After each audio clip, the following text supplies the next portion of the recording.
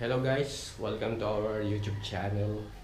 So for today's video, I want to share yung isa sa mga achievement namin simula naging technician ako, okay?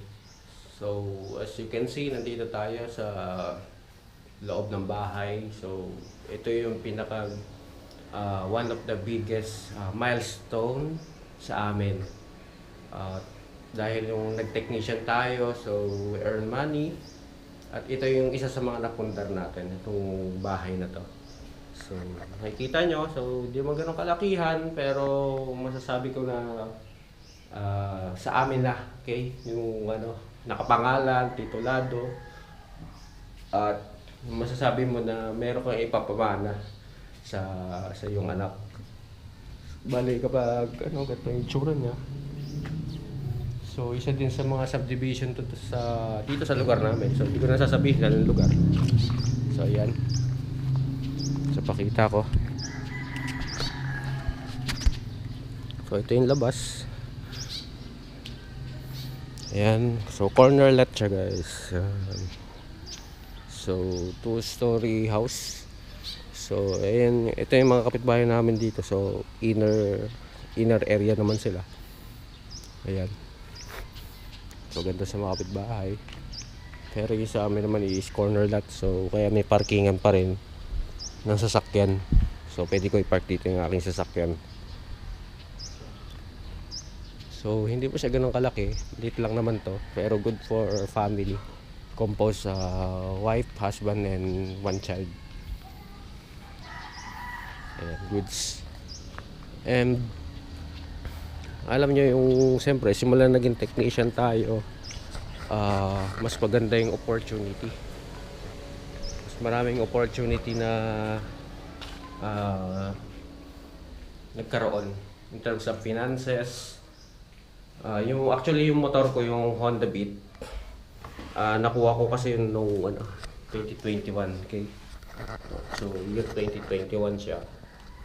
And so, simula nag full time tayo sa pagiging technician at na tayong business. So, nagkaroon tayo ng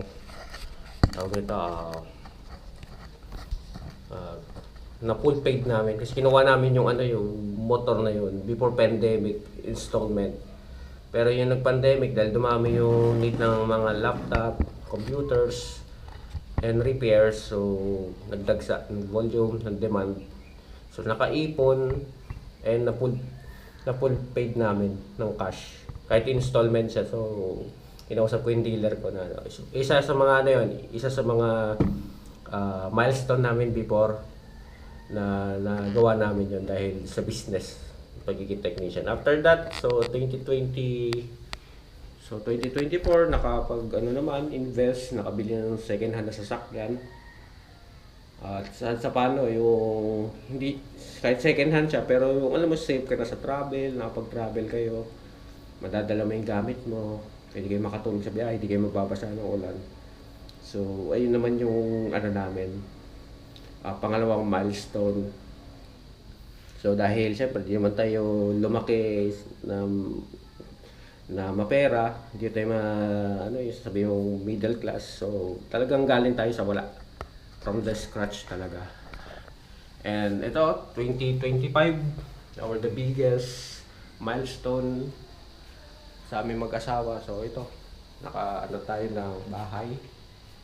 So dahil sa business, alam niyo naman sa pagiging technician, yung demand ng money talagang mataas yan. So talagang need lang talaga ng yung knowledge for how to handle money, mga ganun. So kaya gusto niyo maging technician, so pwede naman. Talagang una alisin niyo yung bisyo. Wala kayong bisyo. Ayan.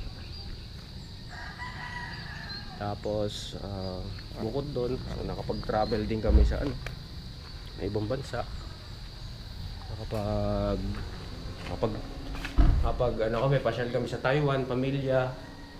Nakapag Hong Kong, Macau, nakapag Disneyland din. So yung mga ganung yung pinapangarap ko nung dati. Pero, siyempre, lahat ng yon hindi rin mangyayari yun. Kahit may business ka, kahit may ano ka, siyempre sa tulong pa rin ng Lord. Very important na we have God. Kasi siya yung, nagbibigay sa'yo ng knowledge and wisdom sa lahat. In terms of finances, in terms of business, anong gagawin mo. And siyempre, privilege. Kapag meron kang Lord sa buhay mo, siyempre, magkakaroon ka ng blessing. So, siyempre, hindi man automatic yung blessing kapag may Lord ka kagad. So, you need to obey yung command ng Panginoon, yung Word of God, ano ba yung nais niya. So, kailangan din natin sundin. So, ayun, bali, na-share ko lang to. So, gusto nyo pasukin pagiging technician. So, pwede pa naman, kahit 2026 na. Ang gandahan kasi ng pagiging technician is, no age limit. So, okay tayo dito. No age limit. Tapos, kapag nakabuild ka ng trust sa community, sa mga customer mo, so babalikan ka nila. Kaya, ayun lang unang gagawin nyo. Mag-create kayo ng business, pangalan, pakilala kayo, kailangan mapagkakatiwalaan yung business. At the same time, learn to manage a money. Very important na wise kayo. Okay?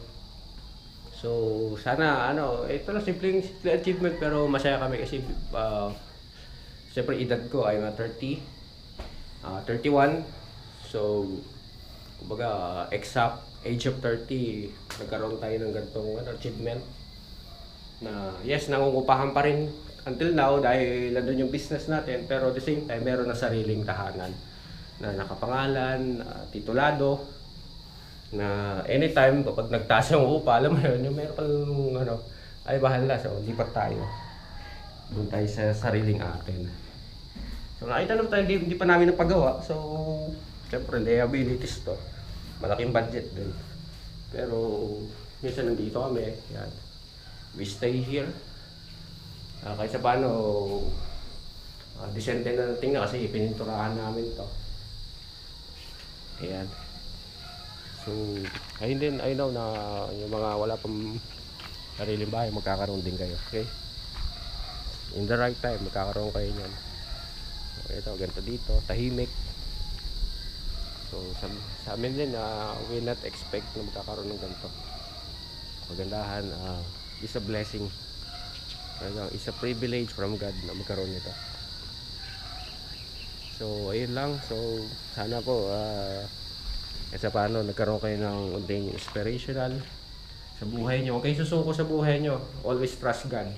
Sabi ka sa Jeremiah 29 verse 11, "For I know the plans I have for you, declares the Lord, plans to prosper you, not to harm you, and give you hope and a good future." I believe, pag sinunod nyo lang ang salita ng Lord, 100% ay magkakaroon kayo ng breakthrough sa buhay nyo. So ayun lang, this is Just Enzo. Continue to subscribe our YouTube channel. And dito muna. Salamat. Bye-bye.